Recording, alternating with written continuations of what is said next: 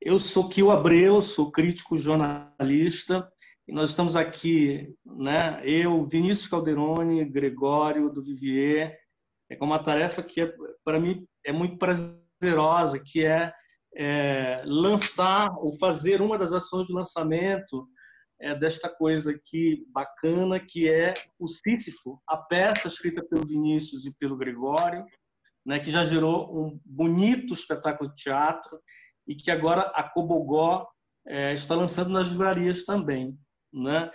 É, a gente deve, eu acho que nesse momento, antes até de começar a conversa com os rapazes, acho que chamar atenção para essa coisa da coleção da Cobogó. São mais de 70 volumes lançados, sobretudo de autores brasileiros, uma boa parte delas, né? Jovens autores e autoras, acho que desde 2012, é uma coisa que tem feito uma diferença muito grande, tanto para as pessoas do teatro, né, que tem uma espécie assim de devoção pela editora, quanto pelas pessoas que gostam de teatro, de literatura dramática. A gente sabe que literatura dramática é uma coisa super pouco publicada, né? Então a Cobogó, nesse tempo, lançou um monte de gente importante, bacana, Pedro Kozovski, Grace Passou, o próprio Vinícius, uma peça muito boa chamada Os Arqueólogos, que inclusive também foi premiada no edital lá do Centro Cultural São Paulo, onde eu sou curador. Enfim, Diogo Liberano, né? O Jobilac, que inclusive logo mais vai ter uma outra peça, já tem peça lançada pela Copacabana, e logo mais vai ter uma peça nova chamada Hoje Não Saio Daqui, com a Companhia Marginal, né? Em breve também está nas livrarias.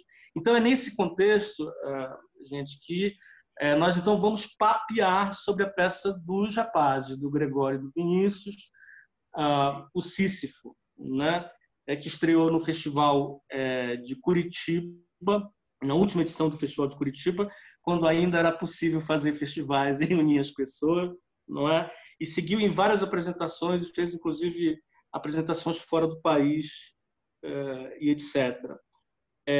Antes da gente começar esse bate-papo, eu vou fazer aqui uma brevíssima apresentação dos dois. É um pessoal cheio das tarefas e das vocações. Então, é um negócio bem resumido mesmo, né? Só para dar um panorama. O Vinícius Calderoni é dramaturgo, diretor, compositor, músico, roteirista, ator. Tem uma parceria já de algum tempo com o Rafael Gomes, que a gente vem acompanhando aqui em São Paulo, né? Na companhia Empório de Teatro Surtido. No teatro, entre as várias peças que o Vinícius já escreveu, estão a Rã, que ganhou o Prêmio Shell em 2015, a Não Nem Nada, Os Arqueólogos, sobre a qual eu falei, que ganhou o Prêmio PCA de autor.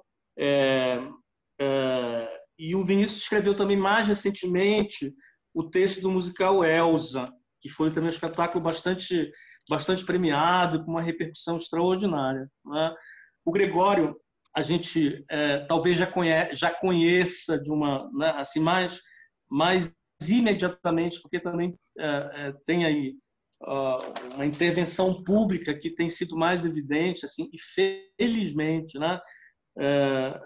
O Gregório é ator, escritor, também é um homem de teatro, é roteirista. Como a gente sabe, acho que, né, uma boa parte de nós sabe, ele veio de um projeto muito popular, que é o Porta dos Fundos, lá com os parceiros dele. No teatro vem desde 2003 com um espetáculo chamado Zenas Improvisadas, e fez também um trabalho que eu acho muito belo, né? Eu cheguei a assistir Uma Noite na Lua, do João Falcão, que deu a ele, inclusive, o prêmio APTR de melhor ator. O Gregório tem passagem também pelo cinema, entre outros, fez a retomada dos Cinco Vezes Favela, né? Participou Cinco Vezes Favela Agora por Nós Mesmos, e também um outro filme que eu acho especialíssimo, que é o A Vida Invisível, foi premiado em Cannes. Na TV, entre seus trabalhos estão O Fantástico Mundo de Gregório, fez pelo Multishow, e em 2007 estreou o programa de opinião e humor político, a gente pode dizer, Greg News, pela HBO, né? E o Gregório também assina uma coluna semanal na Folha de São Paulo. Pois bem, feitas as apresentações, então vamos agora à peça. Eu, naturalmente, não vou fazer nenhum tipo de análise preliminar. Acho que o bacana aqui é ouvir, né, os próprios autores, enfim. Mas eu acho que tem uma coisa já de início que é muito interessante e que talvez a gente possa começar por aí, pessoal, que é a seguinte: vocês falam, o Sísifo, como nós sabemos, né, é um mito grego dos mais conhecidos, no qual vocês se inspiraram para escrever a peça. Entretanto, numa determinada passagem da apresentação, vocês dizem assim: esta peça não tem nada a ver com o mito, e, no entanto, tem tudo a ver com o mito. Então, talvez a gente possa ser interessante começar por aí, né? O que é que tem a ver com o mito e o que é que não tem a ver com o mito? E, junto com isso, uma outra coisa que eu acho que pode caminhar aí, talvez ajude, que é como é que vocês se encontraram, né? Vinícius mora em São Paulo, Gregório mora no Rio. Como é que foi esse encontro, essa escrita a quatro mãos e esta ida e volta, este ser e não ser do mito aí para vocês? Vamos lá. Bom, vou começar então. Tudo bem? Obrigado, Kio, aí.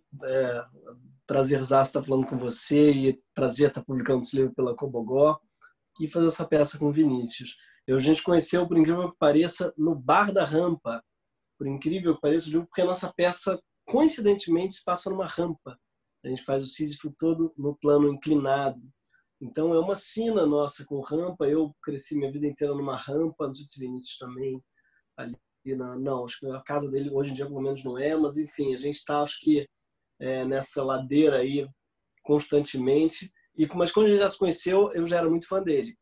A gente é colega de geração, mas sempre se frequentou. Eu via as peças, eu via Não Nem Nada, fiquei maravilhado.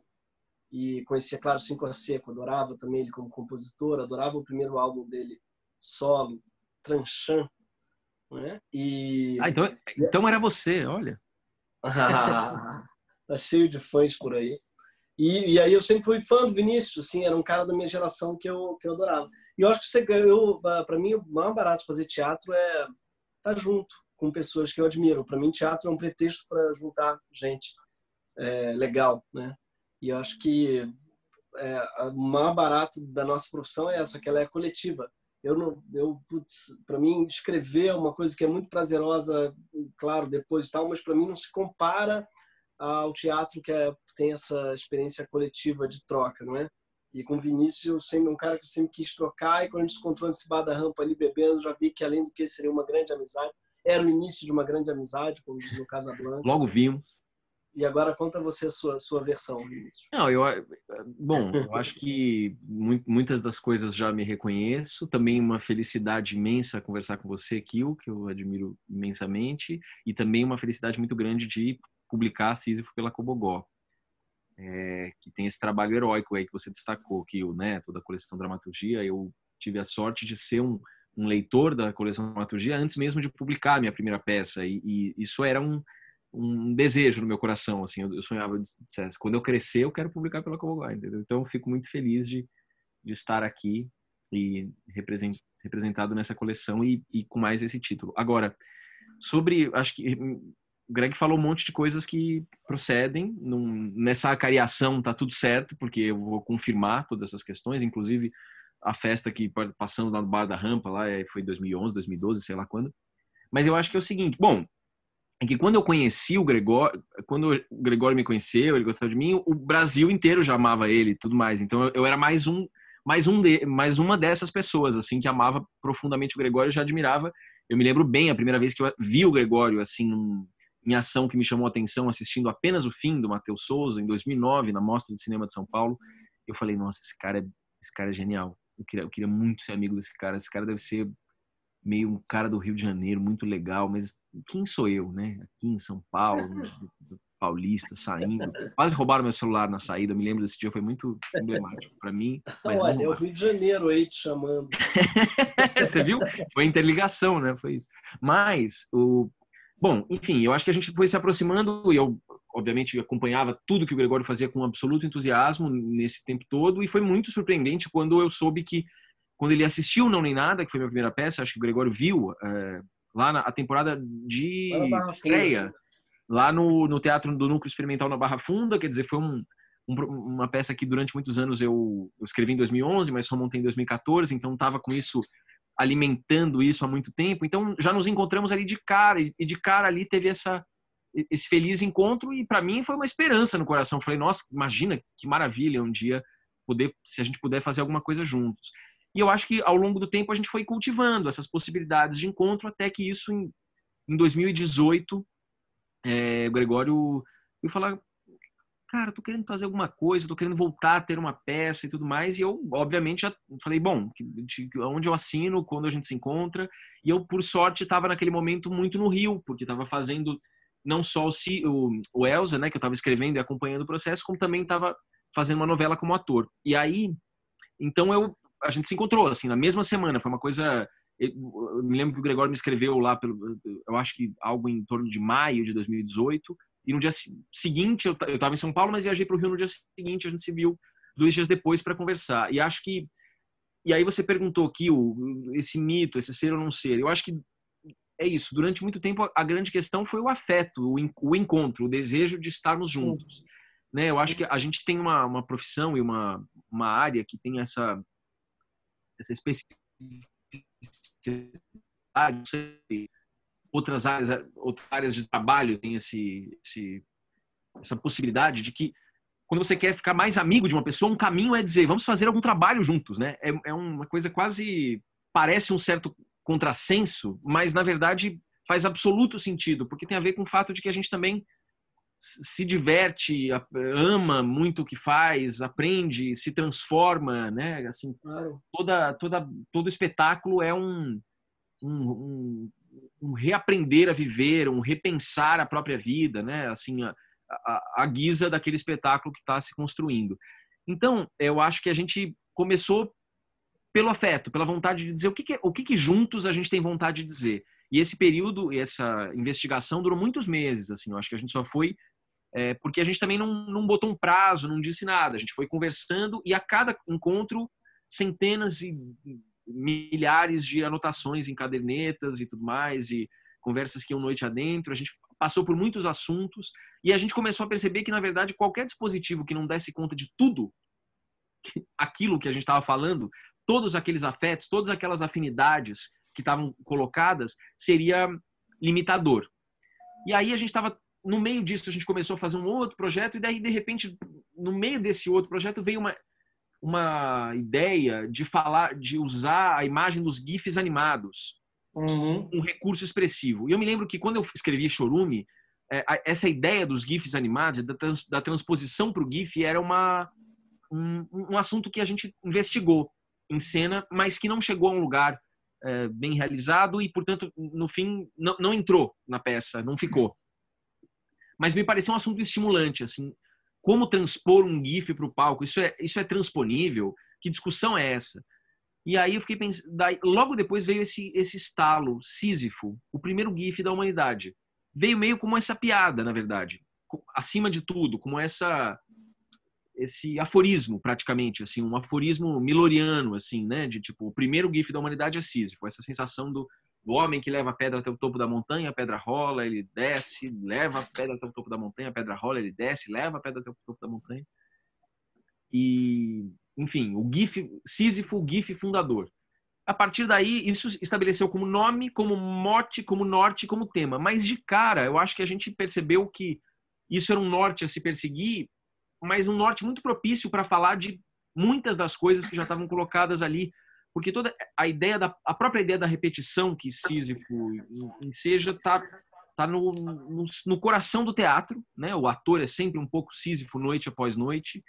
Eu acho que toda essa ideia de uma recriação pop de um mito, uma recriação livre, sem nenhuma amarra, sem nenhum comprometimento acadêmico, sem nenhuma conta a pagar, no sentido de dizer, não temos que responder a uma determinada literatura, mas, por outro lado, também podemos podemos beber de uma série de coisas. E daí, obviamente, fomos rapidamente beber no ensaio do Camus, né, do mito de Sísifo, e ali é um manancial de questões sobre a condição humana. E, obviamente, a gente falou, bom, então isso é sobre a condição humana, e isso é... Então, a gente percebeu que esse era um dispositivo muito propício para falar de uma série de coisas, e é como eu disse, como o mundo tinha cabido já nas nossas conversas, assim, e tudo nos interessava, e tudo era pauta suficiente para a gente entrar pelas madrugadas conversando e rindo e trocando memes, a gente percebeu que esse era um dispositivo frutífero. E daí começamos. Mas foi só o começo, porque aí foi só o começo do problema, né? Quer dizer, chegar até isso foi a primeira grande odisseia para continuar na Grécia. E a partir daí a gente começou a desenvolver começou a entender, sim, mas o que é isso? Um espetáculo solo com esse nome? Quais são essas trajetórias? De que maneira essa própria ideia de um percurso repetitivo se reconecta, se recoloca como também uma ideia de dramaturgia cênica e de espaço, enfim. E aí a coisa se desdobra infinitamente. Por isso que eu acho que é isso. Tinha um absoluto descompromisso com o mito, mas absolutamente embebidos de tudo que aquilo nos sugeria, né? De todas as leituras que foram decorrentes desse primeiro insight. Então, por isso que não tem nada a ver e tem tudo a ver. Enfim. Muito bem. E eu acho que quando você fala dessa... Poxa, muito, muito esclarecedor, Vinícius, quando você fala dessa variedade de temas, né?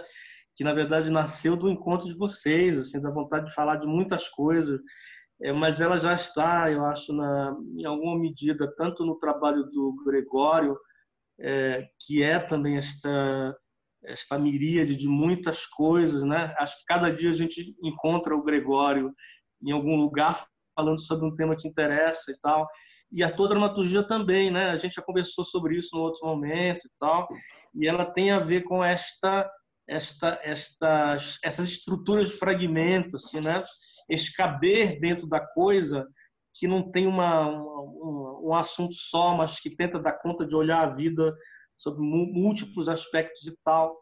Então, eu acho que acabou sendo um encontro muito, muito curioso e muito uma afinidade bem, bem, bem explícita, né, Vinícius, assim, entre vocês nesse aspecto. Acho que espíritos inquietos que estão olhando para esses lugares todos ao mesmo tempo. E a peça é isso também, né? A peça eu acho que ela traduz do ponto de vista da estrutura dramatúrgica também, etc. Afinidades explícitas, eu acho que é uma excelente... Eu peguei para a vida já. Então, aí tem uma coisa aí, gente, que é o seguinte, ainda que não se...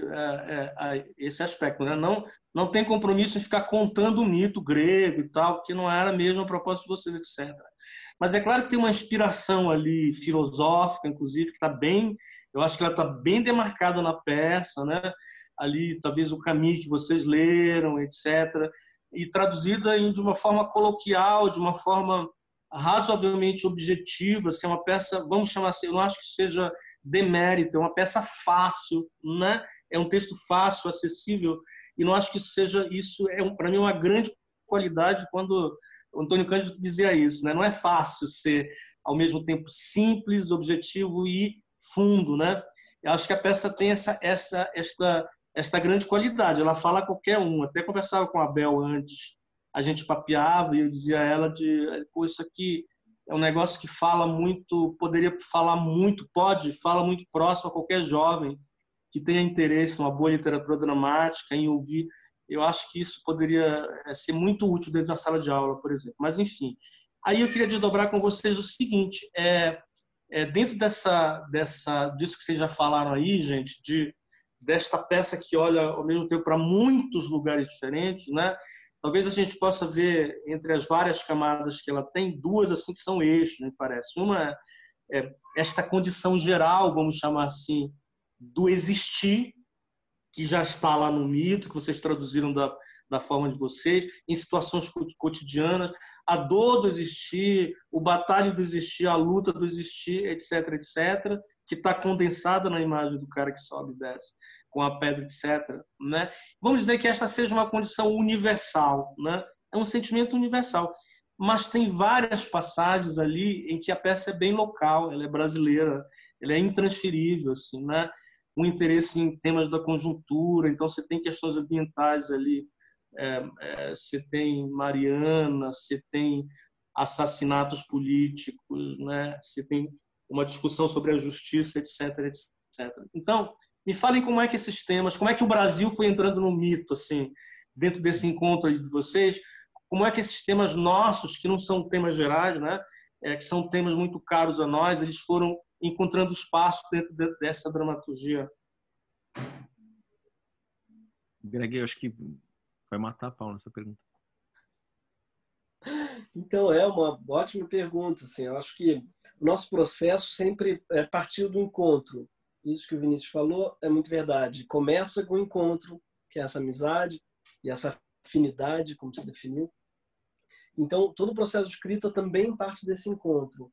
Muito dificilmente alguém vinha com um texto pronto da própria cabeça, que não tivesse partido de algum lugar coletivo. Então, quase tudo na peça, se eu não me engano, tudo mesmo, veio do papo. Né? A gente conversava, falava, às vezes ia...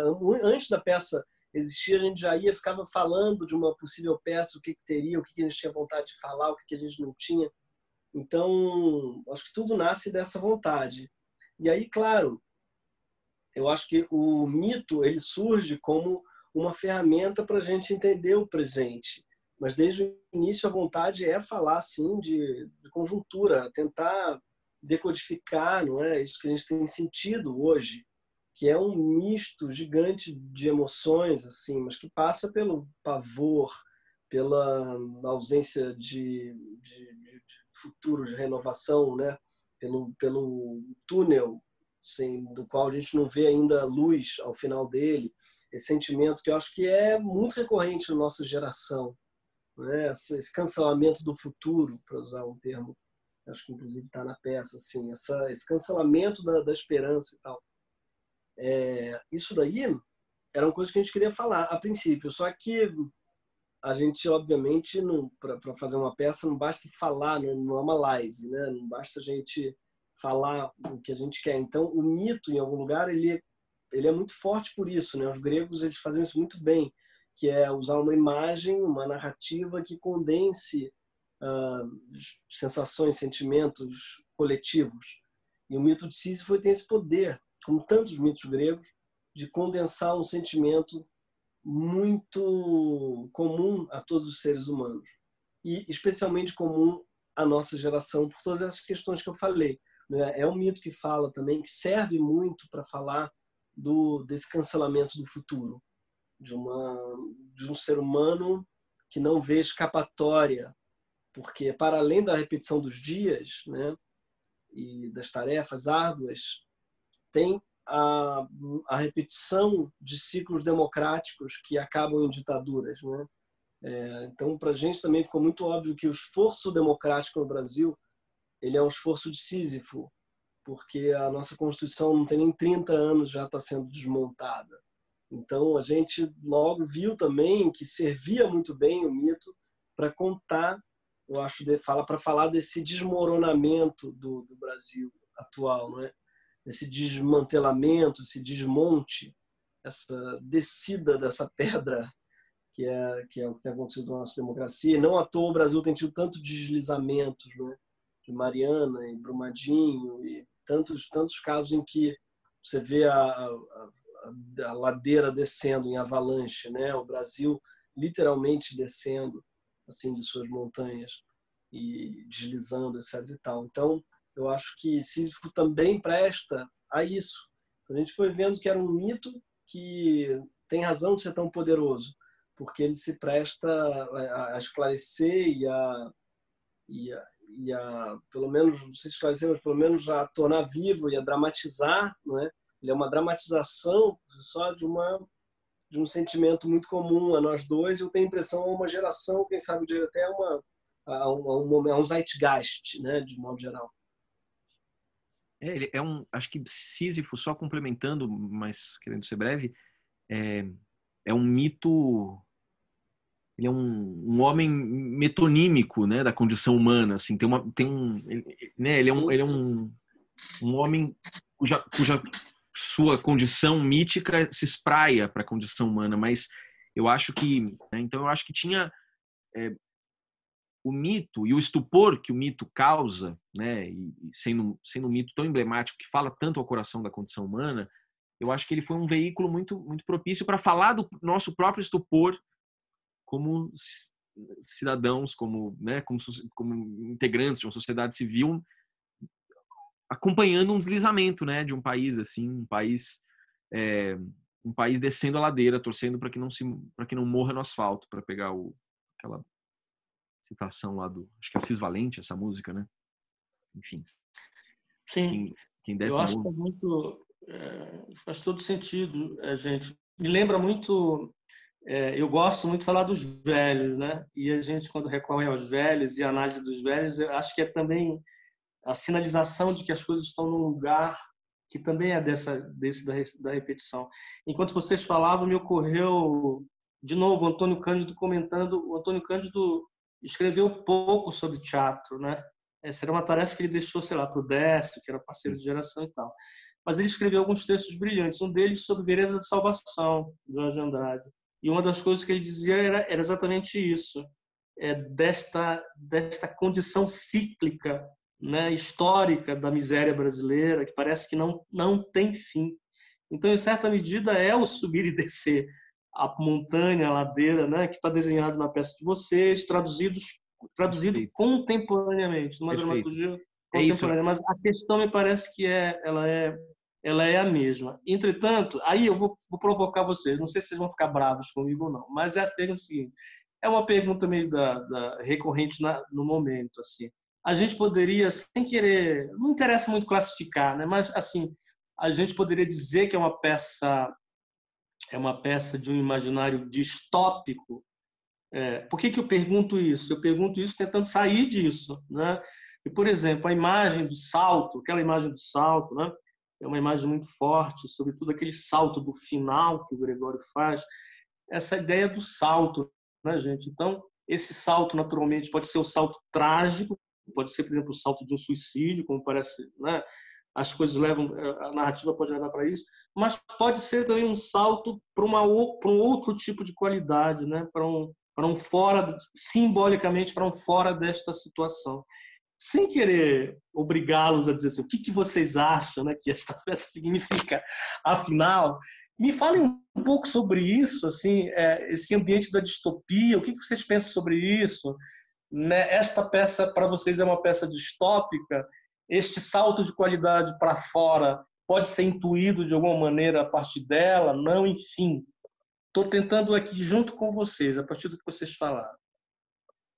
Eu acho essa pergunta muito boa. Eu tenho me feito essa pergunta muitas vezes.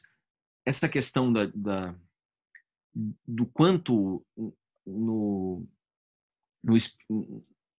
nas narrativas que se praticam hoje, né? Assim, há uma profusão de distopias e que não por acaso tem a ver com esse momento de um tempo enevoado e de um tempo onde há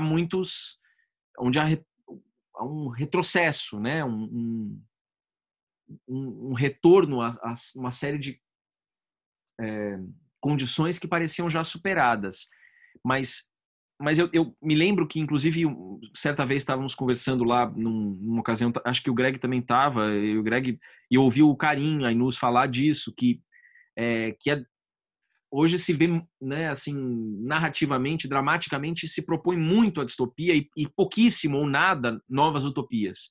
Porque parece que as novas utopias elas estão meio interditadas e elas sempre podem parecer redentoras, salvíficas, ingênuas, impraticáveis, né? Assim, tem uma sensação de esgotamento e de um certo, não diria cinismo, mas assim de um ceticismo absoluto diante da própria sensação de esgotamento de bens materiais e de coisas. Quer dizer, assim, com que água potável eu vou propor uma nova utopia, literalmente, entendeu? Quer dizer, eu acho que tem toda essa questão que está colocada para absolutamente todos os criadores, e é por isso que, em alguma medida, todo mundo responde. A resposta dramática, distópica, me parece que é uma recorrência. E aí você vê, sobretudo em séries, né?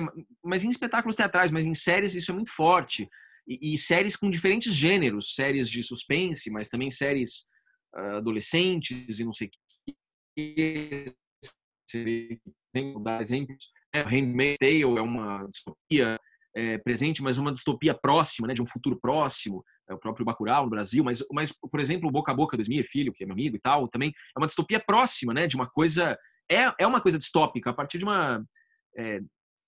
né, não precisando ser uma distopia, uma ficção científica gigantesca, etc. e tal. Enfim, então é um terreno fértil para distopias. Me parece que isso tem a ver com o espírito do tempo, para usar essa expressão tão desgastada, mas também tão incontornável. Mas eu acho que...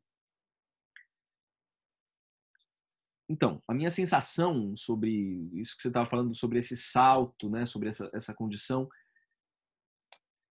eu acho que tem uma coisa nossa aqui nos Irmãos, eu acho que o Greg, não sei o que o Greg acha disso, não sei se eu estou falando por ele, mas é uma sensação de dizer: a vida é impossível, vamos viver. Uma sensação, um dever como artista da não capitulação. Então, cada artista tem suas idiosincrasias e tal, seus caminhos, suas reflexões, mas para mim é importante não solucionar os problemas, mas de alguma maneira entender qual é o vislumbre, o fecho, a fenda de vida possível, entendeu? Em cada coisa. Quer dizer, como é que... E eu acho que a grande questão era que a gente ficava falando muito da peça e falava: o último salto tem que ser um salto para a vida. Beleza, sim. Entende? Então, assim, eu acho que isso tem pontos de... Eu acho que tem uma coisa que a gente encontrou ali... A gente encontrou coisas muito preciosas ali no próprio Domingos de Oliveira, assim, na própria ideia. Depois, o Domingos morreu quando a gente estava escrevendo a última cena da peça. E essa peça, para mim, passa por tantas coisas que o Domingos essa questão de a vida como pista de dança, e a vida que é uma dança inevitável, né? Assim, um lugar pleno de dores, mas que também mas também há que se achar gozos possíveis e tudo mais. Enfim, não sei se eu respondi. Às vezes eu acho que eu mais me confundi do que respondi, mas acho que tem elementos aqui do que eu falei. Não sei o que o Greg achou. Perfeito. Eu acho que é um perigo, assim, é perfeito o que o Vinícius falou. A gente falando, é uma peça que ela tinha muitas ciladas, não é? Uma delas, claro, é cair na autoajuda, porque basicamente a gente está falando do sentido da vida, né? Está falando de o Sísifo do Camus, ele esbarra na autoajuda no sentido, com perdão ao Camus, no sentido que ele fala basicamente que Sísifo é um sujeito que é feliz porque encontrou ali um sentido para a vida dele, né? Vulgarizando o Camus. A gente seria um perigo cair nesse lugar, não do Camus, que é genial, mas numa peça que vulgarizasse o Camus, fizesse apenas vamos dizer assim, que oferecesse aquilo que ela critica, que é uma frase final de coach, vamos dizer assim, né? Que a peça caísse no papo de coach. Agora, um outro perigo, talvez maior ainda, é também cair no niilismo, que é tão comum no teatro contemporâneo, não só no contemporâneo, assim, no teatro, digo, na arte contemporânea de modo geral, né? Assim, a gente tem literatura contemporânea, uma coisa, eu diria, um pouco cínica, que eu acho que não é nem um pouco a cara do Vinícius, eu acho que nem a minha, que é dizer: olha, vamos todos morrer mesmo, somos todos feitos só um bando de cadáveres adiados, não é? Para usar o termo do Pessoas, um bando de cadáveres andando por aí, que já uma hora um morre, e é isso que a gente veio fazer aqui, está fazendo hora para morrer. A gente não queria dizer isso, porque eu acho que é uma sacanagem fazer a pessoa sair de casa, entendeu? Hoje em dia é uma chatice, tem que chamar, não tem onde parar, se for de Uber, depois pode ser assaltada. É uma complicação para eu sair de casa para ir no teatro. Eu acho muito que a gente tem que e o Vinícius, a gente, desde o começo, foi quase um pacto nosso, que é assim, a gente não vai, tá? A gente não vai fazer essa sacanagem com o espectador, que é terminar a peça cínica, porque o cinismo é o mal da nossa geração, né? O futuro, não assim, ou talvez do mundo, eu pelo menos considero o mal do mundo, que é o futuro foi cancelado, então nada vale, então somos todos iguais, somos todos uma merda, todo mundo é uma merda, todo mundo vai morrer. Eu acho que é muito nocivo isso, sabe? Não é nem nocivo, ele é muito, eu acho que é preguiçoso em algum lugar. E é se Sabe? eximir também de lutar, de uma responsabilidade, Claro, é meio de ser canária, propositivo, minimamente, né? Assim, eu acho que tem exatamente. Eu acho que é um caminho um pouco fácil, né? Você dizer assim, olha, é isso, não tem nada mesmo, tchau, nada vale nada e tudo se equivale. E estamos por cima, e é também um pouco superior, estamos por cima da carne seca. Não. Eu acho bonito quando uma peça de teatro ou uma obra de arte, seja ela qual for, abre uma janela, sabe? Abre uma janela, que não significa, claro, salvar vidas, né? Não significa que a gente tenha a pretensão de engrandecer a alma humana de quem vê, mas assim, abrir uma janela, dá uma ferramenta de leitura da realidade, né? Eu acho que é um papel importante do que a gente faz. Então a gente eu desde o acho começo tinha esse pacto assim. É, eu acho que tem uma. É isso que você fala. Eu acho que você falou isso é perfeito, Greg. Essa coisa desse né, terminar meio esse jeito de. Então vamos fazer uma coisa niilista, e aqui, todos aqui somos cadáveres adiados. Eu acho que nisso tem uma espécie de. Pode ter uma espécie de pacto narcisista, assim, autocelebratório, assim, meio da classe, que eu já vi muitas vezes acontecer, e não é que muitos espetáculos lindos e poderosos não podem ser niilistas, não é dizer que necessariamente isso é uma condição, mas é que o nosso tema já era já pode cair tanto num lugar deprimente, né, que ser niilista, no nosso caso, era quase ser absolutamente óbvio, era ser redundante. Eu acho que a sensação que a peça dá, na verdade, é de que ela não é um lugar de puro apenas dilaceramento, mas ela é uma peça dolorosa e doída, tanto que ela acho que desperta, por exemplo, nessa leitura, essa sensação de que eu acho que eu já volto, tá, gente? Você pode ir, eu tenho que só pegar uma água aqui rapidinho. o caminho, eu acho que o que a gente estava falando, que era muito importante, era o seguinte: é importante caminhar nessa corda bamba sem e nunca desfazer essa tensão entre esses polos. E nunca escolher apenas um único caminho. E nunca escolher apenas o caminho da redenção e do sentido, que inclusive, por exemplo, é uma coisa extensamente satirizada por nós na peça. A própria ideia de sentido, essa ideia sentido para a vida, etc., tem 5 ou 6 remixes, né, na peça, em diferentes cenas, em diferentes saltos, né? Que é assim que é a maneira como a gente divide as cenas. Então acho que tinha essa questão de não escolher uma última coisa, não escolher não é nem um caminho redentor, salvador e tudo mais, mas certamente não é um lugar de dizer, né, nem pode ser uma celebração de um niilismo que no fim das contas eu acho que é isso, é um cinismo que pode ser tão um niilismo de boutique, sabe? Assim, eu sempre brinco. Uma vez, uma coisa que uma peça, uma coisa que me incomodou muito, uma vez desculpa, eu fiz essa definição que era, falei, nossa, isso parece, eu vi um filme uma vez que estava muito insensado e tal, eu não vou citar nomes aqui, mas falei, isso para mim parece uma boutique na Oscar Freire chamada niilismo. Era essa sensação que eu tinha. E muitas vezes eu acho que a coisa descamba para esse tipo de lugar, assim, como uma coisa, como uma coisa que é elegante, que é chique, assim a gente se celebra e, enfim.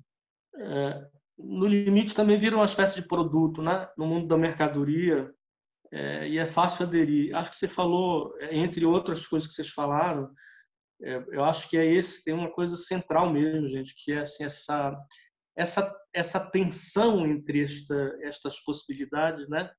De agir, de uma certa melancolia que a peça tem mesmo, pelas condições dadas, é inescapável, mas da potência crítica que ela também tem. Então, isto é uma parte da teatralidade para mim, que dá o efeito teatral, que, no sentido assim, do teatro vivo, né? De manter uma tensão, como você falou, Vinícius, de uma tensão viva, de uma tensão que gera interesse e tal, né? Isso a gente percebe tanto lendo o texto quanto vendo a encenação. Então é isso, foi uma provocação Muito acho que profícuo. muito bacana as respostas. Eu queria perguntar uma coisa, gente, ainda dentro desse campo aí do Brasil, etc., aí jamais a relação do espetáculo que essa peça gerou com as plateias que vocês encontraram, né? E ainda também com o lugar do Greg, do Gregório, com um cara que hoje ser uma figura pública que tem ali que reúne amor e ódio em torno dele, né? Porque em função dos pontos de vista, dos posicionamentos em relação à política bem afirmados, seguinte, e etc. Então, a pergunta é a seguinte: vocês encontraram várias plateias em lugares diferentes fora do Brasil, no momento de absoluta polarização e etc. Como tem sido? Essa curiosidade, né? Como tem sido o encontro de vocês com as plateias? Essas plateias são aquelas plateias assim que vão atrás do Gregório, o ator, no sentido da aderência, né? No sentido de quem vai ali com uma espécie de fã pelas coisas que o Gregório disse, etc. Ou vocês já viveram algum perrengue também, no sentido de encontrar plateias hostis ao que seja a figura do Gregório, seja o universo da peça, enfim. Como tem sido esse encontro com o público? É muito engraçado se perguntar, porque realmente as coisas que eu faço, né, assim, as crônicas que eu escrevo na Folha, ou mesmo o Greg News, dividem muito, tenho certeza disso. Muita gente deve detestar e tal. Mas o teatro, de modo geral, ele tem como característica juntar gente que gosta de você. E é uma das coisas que eu gosto no teatro, né? Uma pessoa que não gosta de mim dificilmente vai se dar o trabalho de comprar ingresso e ir lá assistir, ou mesmo que não compre, ir para a porta. A pessoa precisa me odiar muito para fazer isso. E até agora ninguém fez. Precisa te odiar muito e precisa ser muito corajosa, porque ela vai estar em imensa e esmagadora minoria, né? Exatamente, exatamente. O teatro tem essa característica assim, de juntar ali pessoas que curtem o que você faz, né? E é uma das coisas que eu gosto do teatro. Parece meio carente falar isso, mas eu acho que é um dos baratos do teatro, é você reunir no mesmo espaço um monte de gente que tem em comum o interesse pelo que você vai dizer. E isso é legal para você e é legal também para as pessoas. Uma das coisas que eu gosto como espectador de ir ao teatro é olhar em volta e falar: uau, todo mundo aqui tem tanta coisa em comum comigo para estar hoje indo ao teatro, não é? E ao teatro cada vez mais tem se tornado um gesto de resistência, assim, não é? É quase fincar a posição, assim. Eu vou, olha só.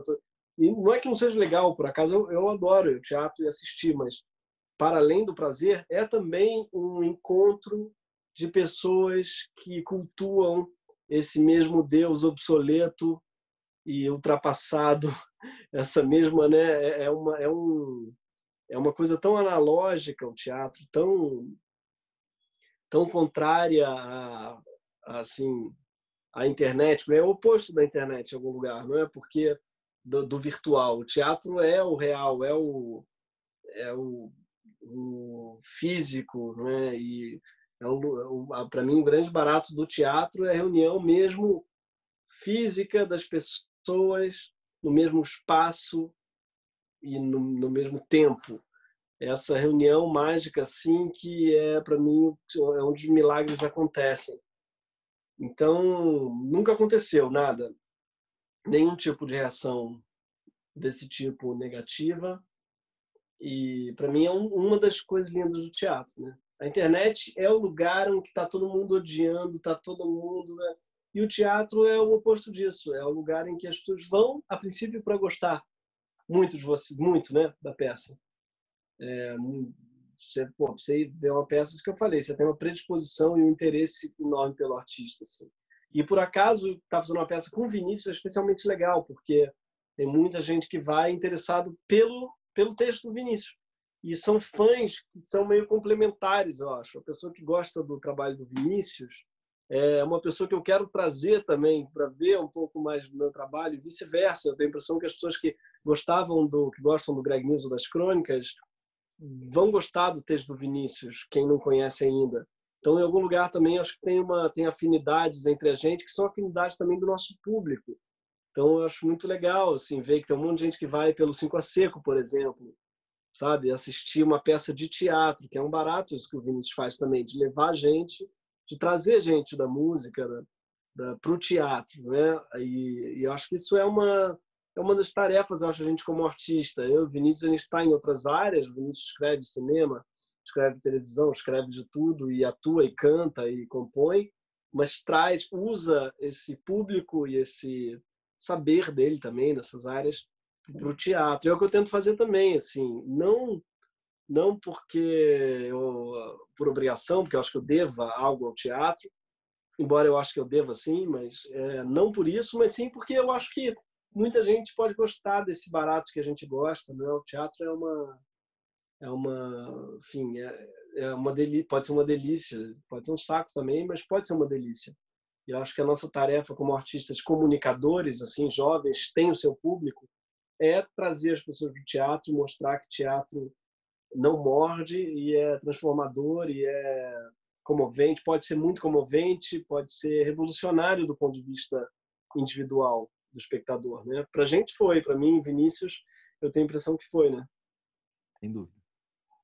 Eu acho que tem uma coisa. Eu não acho.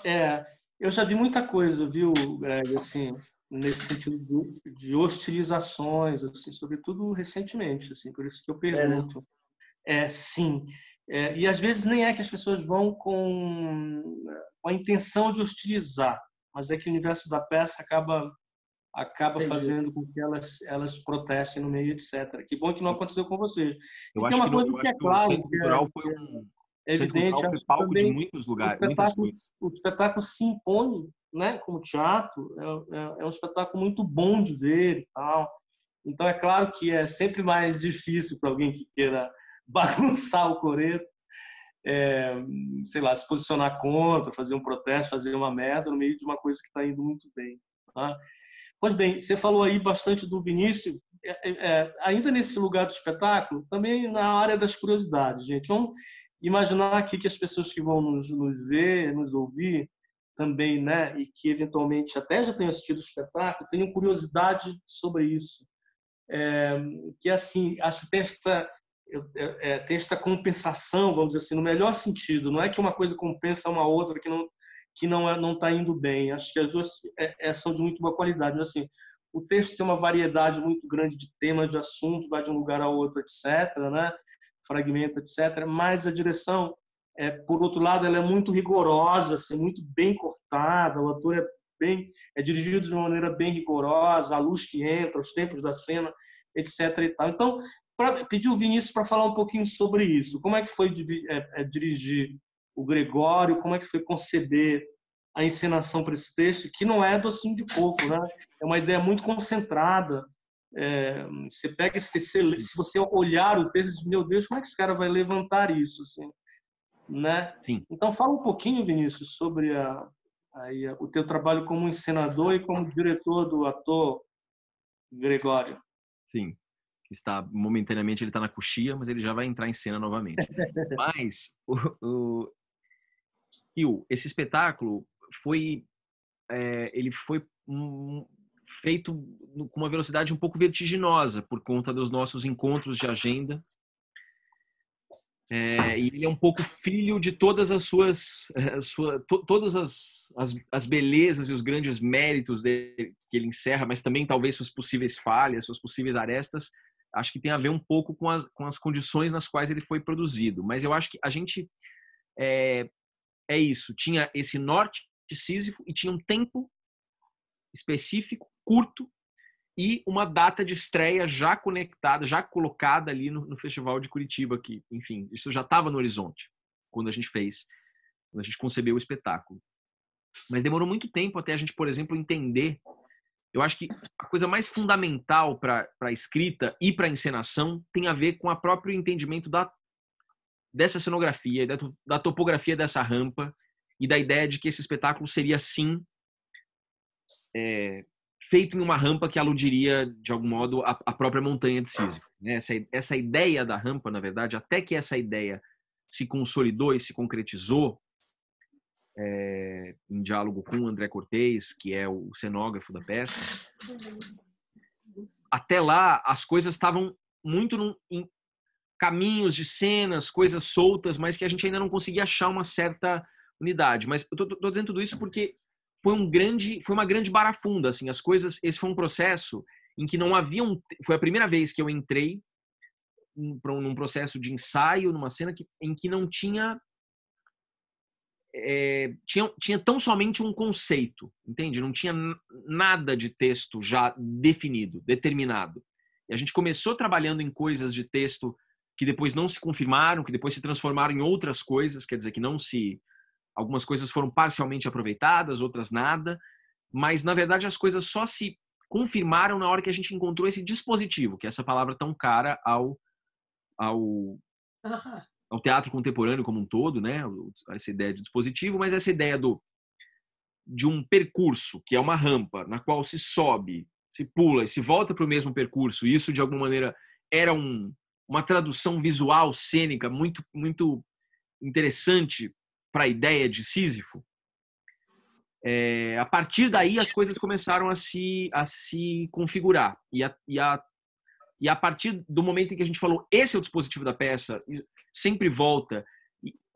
Assim, daí veio esse primeiro medo. Nossa, mas vai ficar tedioso. Mas a gente falou, não, porque há centenas de milhares de maneiras de cruzar essa rampa.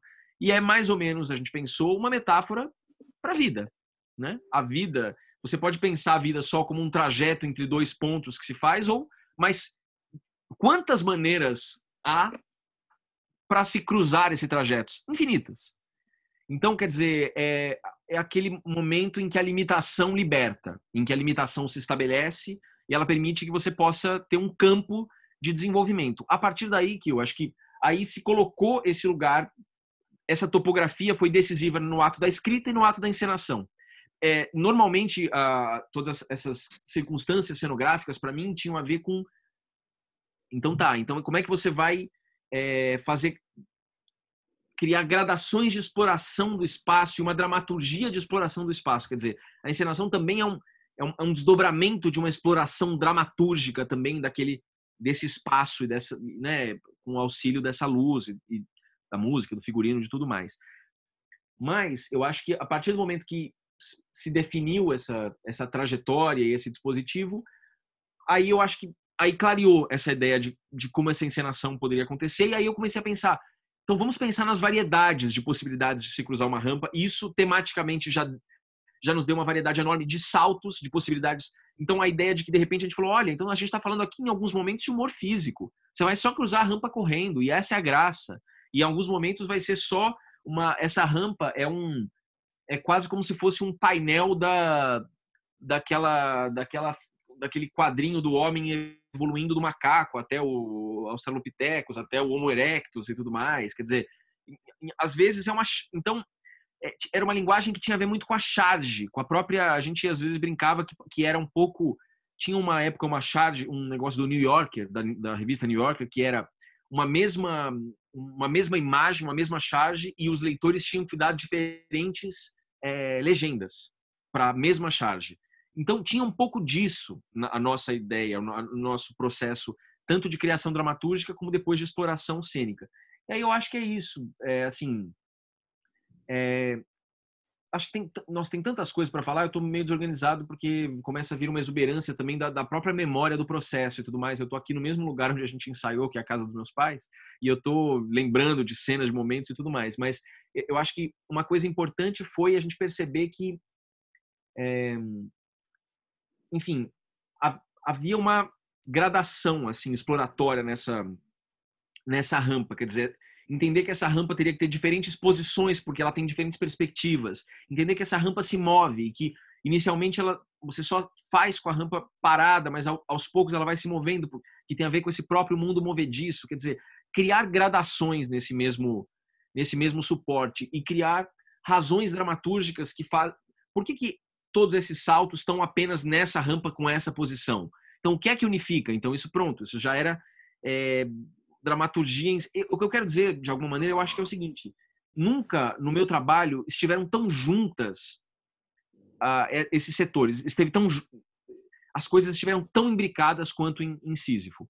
Primeiro porque elas foram feitas muito imbricadas, né? Então, muitas vezes, por exemplo, a própria duração e a topografia da rampa criava um salto, quer dizer, um salto que lida com a ideia de que a rampa está quase terminando, lida com essa... Já é, ao mesmo tempo, dramaturgia, encenação e cenografia ao mesmo tempo, né? É uma coisa que nasce com esses 3 fundamentos já no seu DNA, né?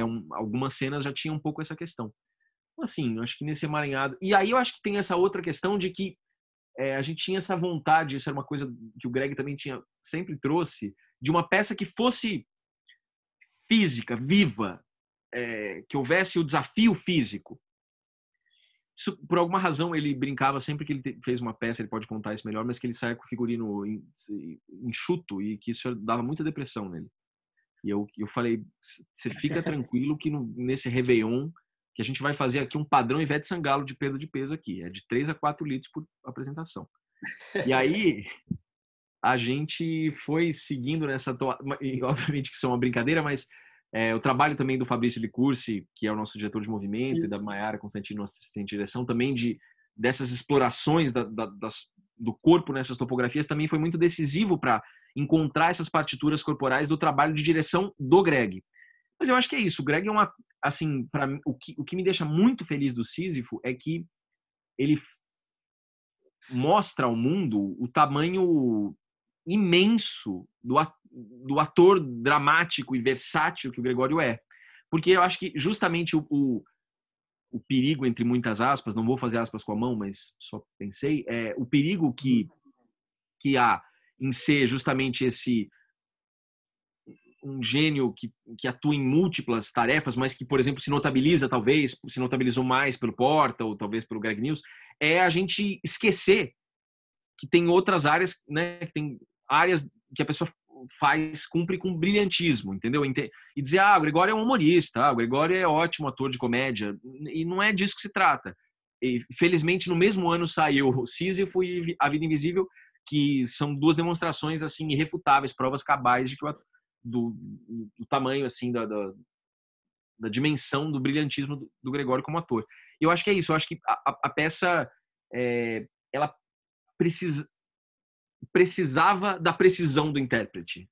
Era imprescindível um intérprete preciso, e porque eu acho que isso tem a ver com também muitas das coisas como eu trabalho. Eu gosto de mudanças rápidas, eu gosto de contrastes. Para mim, essa unidade que vai emergindo de uma certa diversidade é uma condição um pouco inescapável do intérprete. E eu acho que isso o Gregório ofereceu com absoluto brilhantismo, mas com absoluto rigor, entendeu? Quer dizer, não e é maravilhoso, porque o Gregório é um que vem do improviso, né? Por exemplo, fez muitas coisas ligadas ao improviso. E essa peça é muito matemática, ela é muito rigorosa e milimétrica.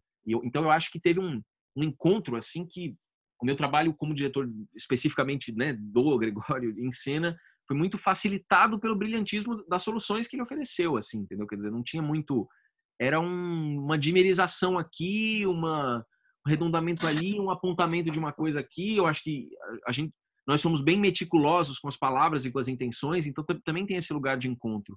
Mas eu acho que é isso, é uma peça que dá essa dimensão. Mas é isso, eu acho que eu também tive meu trabalho muito facilitado por parceiros extraordinários. André Cortez, cenógrafo, Wagner Antônio também, que é meu parceiro desde sempre como o iluminador do espetáculo, que é essa luz é muito desenhada, muito recortada, muito precisa, justamente porque é isso, ele é um espetáculo rigoroso, né? Assim, a gente brincava aqui, a gente falou, nossa, vai ficar meio teatro alemão, assim, essa rampa austera, com essas luzes recortadas, a gente vai assustar um pouco as pessoas, talvez, mas eu acho que mas é isso, eu acho que a peça tem essas impurezas bem-vindas, essa promiscuidade, assim, de juntar coisas absolutamente, em alguns momentos, pueris ou xistes, ou graças, ou charges, mas também com, às vezes, um rigor de recorte, de desenho e tudo mais. Então, acho que enfim, eu acho que tudo isso é um pouco produto da exuberância que eram as nossas conversas, assim, entendeu? Acho que no fim a gente estava fazendo uma peça para acompanhar o brilho no olho que era a regra das conversas e dos encontros que a gente tinha, assim. É bonito que você fala. Eu estou de acordo com você. Acho que é uma bela atuação do Gregório, não é porque estamos aqui, né? Assim, mas é de fato assim, é um trabalho muito bonito. Numa determinada passagem, não sei onde, eu li isso em algum lugar, talvez ali no, acho que o Greg falou de como é que é um espetáculo que é teatro e triatlon, é meio poética e aeróbica ao mesmo tempo, né? E de fato, acho que tem a ver com isso que Triatlon você contemporâneo. não é? Então, já contemporâneo. Triângulo. Eu acho que tem a ver com todas essas tarefas artísticas que vocês decidiram, né, cumprir no espetáculo e tal, e que saem muito bonitas, assim, etc. Gregório, e como é isso, assim, essa coisa do cansaço que acabou sendo, eu acho que claro, faz um sentido incrível, né, no universo, no campo de pensamento da peça, porque também o cansaço do personagem, etc. Queria que você falasse um pouquinho sobre isso, assim, à luz talvez da situação presente, agora mais imediata, assim.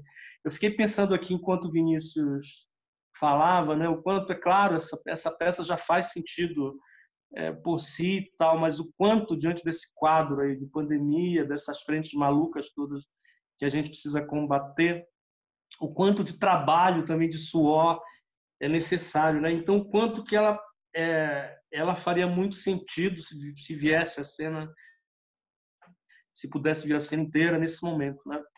Qual é o teu sentimento assim diante desse quadro atual, assim, enfim? Fala um pouquinho sobre isso, por favor. Bom, é curioso, né? Porque, bom, primeiro foi um prazer gigante ser isso que o Vinícius falou da direção, realmente é uma direção muito precisa do Vinícius, eu acho isso uma delícia como ator. Eu adoro ser dirigido, eu adoro notas, ele tem um caderno cheio de notas depois do ensaio, eu acho isso uma maravilha. Eu acho um saco quando você está atuando e depois o diretor só diz ah, legal, ou então diz uma coisa meio abstrata, tipo, ah, ontem foi melhor, ou hoje, né? Eu adoro notas precisas e adoro ser dirigido e ser enquadrado, porque para mim o maior barato de ser ator é essa parceria com o diretor, não é? E com não só o diretor, figurinista, toda a equipe, assistente de direção, preparado no caso no caso, diretor de movimento, no caso do Fabrício, tem uma série de trocas que foram muito boas. E aprendi coisa dessa assim. Mas no caso da pandemia é muito curioso isso, porque a peça por acaso ela fala do medo de a gente falava de epidemia global na peça. Não tinha nem o termo pandemia ainda. A gente falava, né, desse apocalipse, esse medo de uma epidemia global. Tem isso no texto assim, e é muito curioso porque está totalmente inserido assim, dentro da peça, embora ela anteceda. Então é bem isso que o Vinícius falou. O teatro, de vez em quando, ele funciona como uma antena. E essa antena, às vezes, antecede o mundo. Os artistas, às vezes, conseguem estar um pouco à frente de falar de coisas que ainda não aconteceram. E não por mediunidade, eu pelo menos não acredito nisso, mas sim por uma antena muito ligada assim, no sentimento, né, no espírito do tempo. Agora, é curioso porque eu estou muito louco para voltar a fazer essa peça. A gente vai fazer agora, inclusive, com o Sesc, né, no Sesc em Casa, né, esse projeto que as pessoas estão fazendo peças, a gente vai fazer. E vamos tirar esse ingrediente, claro, fundamental, da corporalidade no sentido da rampa. Não é? Não vou ficar subindo e descendo rampa, porque eu nem tenho rampa em casa para isso. Agora, vai ser bom também para um lado, por isso que eu fico muito feliz do texto estar publicado pela Cobogó, porque eu acho que é um texto, as peças feministas têm isso, né? Elas são muito gostosas de ler, pelo cuidado que ele tem com o texto. É uma peça que tem um texto que eu acho que vai ser gostoso de ler. Eu reli para publicação e é gostoso de ler porque, embora você tire esse ingrediente da rampa, que é muito fundamental, você às vezes dá mais atenção para coisas que, quando um ator está falando, correndo, descendo e pulando a rampa, às vezes se confunde com a ação e tudo fica um pouco mais não diria diluído, mas contrastado, não é? É outro tipo de leitura. Então, eu curto ler teatro também porque é isso. É uma outra coisa, não é? Ler teatro não é ver teatro, são coisas radicalmente diferentes, não é? Agora, ao mesmo tempo, às vezes adianta serve para isso. Você prestar atenção em coisas que podiam ter passado batido ao assistir a peça. Uma delas é essa. Na peça está presente o tempo todo a pandemia, embora a gente não use esse termo. O que eu quero dizer com isso? Eu, pelo menos, enquanto estou em casa, penso nela muito. Para começar, nessa pandemia, somos todos sísifos, no sentido que, não sei se vocês também têm essa impressão, mas os dias são todos muito parecidos. Não é? A gente, todos os dias são meio domingo, ao mesmo tempo que eles também são muito segunda-feira. Então, eles têm algo de muito claramente cíclico. Porque em tempos não pandêmicos, ou pré-pandêmicos, a gente às vezes acordava num lugar, pegava um avião, dormia em outro, acordava e via ver uma peça. Os dias eles tinham uma variação de locação mesmo, que fazia com que eles não se parecessem todos. E agora, com essa questão do confinamento, né, a gente acaba ficando muito claro esse ciclo do dia, né? E as repetições, a faxina também, que é outra função que a gente está muito mergulhado nessa pandemia, né? A gente é algo muito sísifo também. Imagina todo dia que eu estou limpando, eu penso em sísifo e penso, estou limpando para quê? Para derrubar uma coisa aqui e amanhã limpar de novo. Eu estou varrendo o chão para quê? Daqui a 24 horas esse chão vai estar de novo sujo, e esse livro vou ter que tirar a poeira. Então, eu penso no Sísifo o tempo inteiro, assim, porque a gente parece meio preso nesse dia da marmota, né? Nesse feitiço do tempo, assim, da clausura, a claustrofobia temporal, assim, dos dias. Então, eu penso muito nessa peça e eu acho que vai ser muito bom fazer ela depois, sabe? Depois, quando tudo isso acabar, seja isso quando for, né? Eu imagino que o teatro seja uma das últimas atividades a voltar. Até por não termos lobby, e nem só lobby, até por sermos uma categoria muito esclarecida, eu acho, né? Porque é muito curioso isso. Os atores profissionais de teatro são talvez os mais afetados, no sentido que não tem muita alternativa. Claro, estamos fazendo um espetáculo com o Sesc, mas é um espetáculo. Ninguém está em temporada, não é? O Sesc, por exemplo. Ninguém está em temporadas. Então, a gente estamos desempregados, quem vive só de teatro. Eu, por acaso, estou usando o Greg News outras coisas, mas o profissional exclusivamente de teatro, os técnicos, por exemplo, estão dependendo de ajuda de gente, como a PTR, inclusive está fazendo, até bom chamar o pessoal, quem não conhece, tem a PTR, é uma das organizações que está fazendo fundos de ajuda e tal. Agora surgiu a lei Aldir Blanc também, que está sendo aí uma grande rede de proteção para essas pessoas, mas de modo geral não tem rede, né? A gente trabalha numa profissão num país que não nos assegura o mínimo, assim, para a nossa categoria. E ainda assim, eu vi muito poucos atores e profissionais de teatro e tal, e profissionais do espetáculo de modo geral, exigindo a volta das atividades. Por quê? Porque eu acho que é uma categoria que, de modo geral, pensa no coletivo e é bem politizada no melhor sentido da palavra. É uma categoria que entende sua importância na polis, né? Se entende como fazendo parte de uma sociedade e entende que a volta das atividades, por mais que seja, em muitos casos, a única atividade que a pessoa exerce, ainda assim ela entende que essa atividade ela não pode ser exercida agora. Eu acho que é um exercício enorme de generosidade mesmo da nossa categoria como um todo, assim, porque você vê gente, né, indo às ruas, donos de redes de franquias, de restaurantes, dizendo que é um crime, tem que salvar a economia, sem pensar nas vidas, como se houvesse uma economia sem vidas. E olha que as pessoas donas de franquias ainda conseguem fazer delivery. Peça nem tem delivery, não tem como fazer uma peça a domicílio, né? E mesmo que tivesse, você não pode ir a domicílio na casa de pessoas contaminá-las. Então, eu acho que achei muito bonito de ver isso, assim, que é uma compreensão gigante, apesar, claro, da ausência total de rede de segurança, né? Então, mesmo sabendo disso, que nós seremos os últimos a voltar, e fomos os primeiros a parar, né, no caso do teatro, mesmo assistindo isso, assim, quando tudo isso acabar e quando voltarmos a fazer, eu estou louco para fazer essa peça. Tenho certeza que ela vai ser talvez ainda mais pertinente, sabe? Uhum. E vai jogar luz assim sobre coisas que antes talvez a gente não prestasse atenção. Muito bem, eu acho que você tem razão. Não adianta.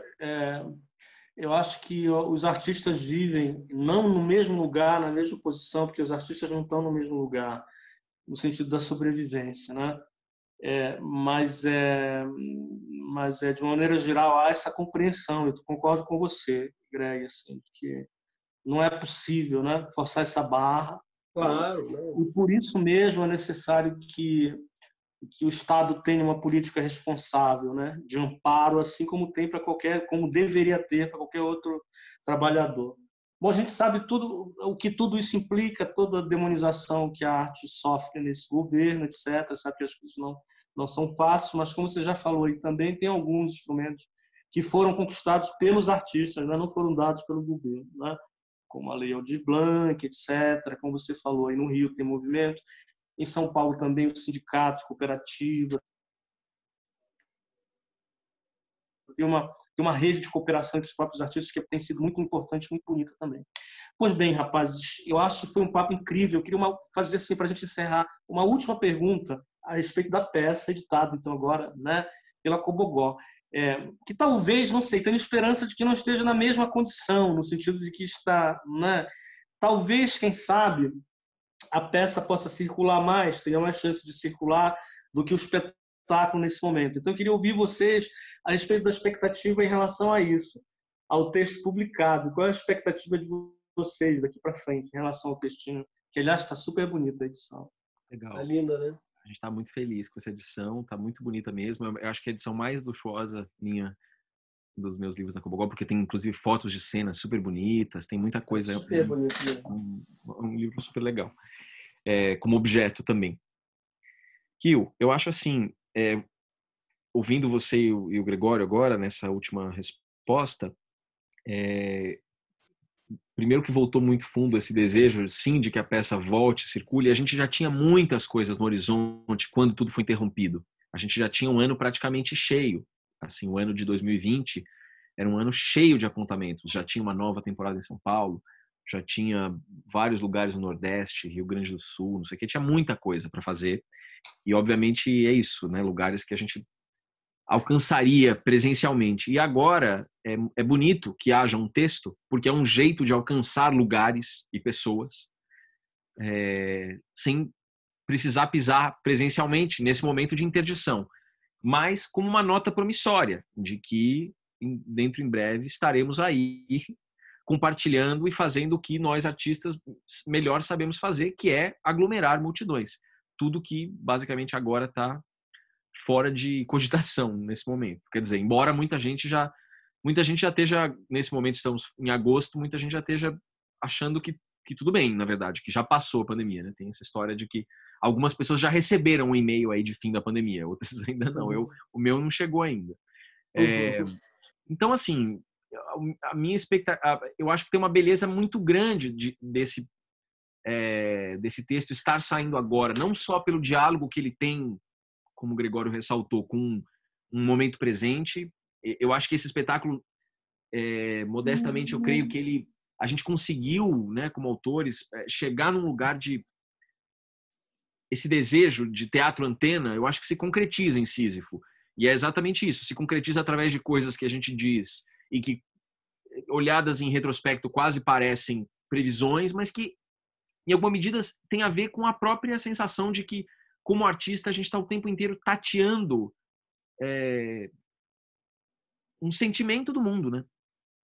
Que está colocado, que está o tempo inteiro visível. Então, a minha expectativa é essa. Assim, eu tenho uma felicidade imensa. O Greg já é um autor publicado, extensamente publicado. Eu só fui publicado na minha obra de teatro. Eu nunca escrevi outra modalidade né? O Greg já tem coisas de crônicas, de poesia, livros, outros e tal, além de teatro. Mas eu tenho uma felicidade muito, para mim, a minha vida como leitor de teatro começou muito cedo. Eu sempre tive isso e sempre, mesmo sabendo que são experiências radicalmente diferentes, mas também são experiências radicalmente complementares, que se iluminam de maneiras muito surpreendentes, né? Tem autores que a gente só pode travar contato com a obra através da leitura, e já é muito potente encenar mentalmente esse espetáculo que se lê, porque toda leitura é uma encenação, toda leitura de um espetáculo é uma encenação mental daquele espetáculo possível, que é basicamente o que cada encenador, ao seu modo, vai fazendo, né? Assim, tem um paralelo entre os procedimentos. Então, assim, eu acho que tem essa beleza de poder alcançar as pessoas nesse momento de interdição, mas tem a beleza que é de uma beleza não restrita a esse tempo e a esse espaço, esse tempo de interdições da pandemia, que é assim, a publicação de textos dramatúrgicos me parece uma coisa muito pouco explorada no país, e justamente, né, assim, por isso tecemos muitas loas a Cobogó e também a outras editoras incríveis que fazem um trabalho muito legal, a Javali, aqui em São Paulo tem a Geostra, outras tantas, mas é uma coisa, é um filão, é um ramo pouquíssimo explorado, né, assim, pouquíssimo visitado, e que certamente fomenta outros dramaturgos e fomenta mais pensamento e fomenta é um círculo virtuoso que não se encerra, porque é isso, por exemplo, o fato de que as minhas peças anteriores foram publicadas fez com que, por exemplo, todas elas já tenham sido encenadas em escolas de formação pelo Brasil, tenham leituras, o tempo inteiro eu recebo mensagens. Outro dia o chorume foi feito no Galpão Cine Horto, lá, o pessoal, né, a turma, o grupo de estudos lá do Grupo Galpão, o chorume já foi feito pelo Tablado no Rio de Janeiro, o Indac fez os arqueólogos, o Célia Helena fez enfim, você vê, quer dizer, só e tudo isso tem a ver com o fato de que essa publicação existe. Então, quando o texto também se torna um objeto que pode ser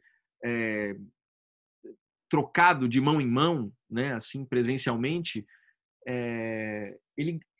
você insufla mais vida nesse objeto, né, e ele ultrapassa as circunstâncias e as restrições dessa nossa circunstância. Então, a minha expectativa é a melhor possível, na verdade, é uma felicidade imensa sempre quando essa concretização acontece, e eu estou muito feliz, tanto de falar com você, quanto de que estejamos lançando agora Sísifo. E nesse momento ainda, e é maravilhoso, porque é um momento que a gente não tem concretizações quase, né? A gente não está na rua para concretizar. Então, ter uma possibilidade de concretizar uma coisa, mesmo que assim, remotamente, dizer, bom, tem um livro, esse livro está chegando nos lugares, é um pouco se sentir visitando as pessoas também.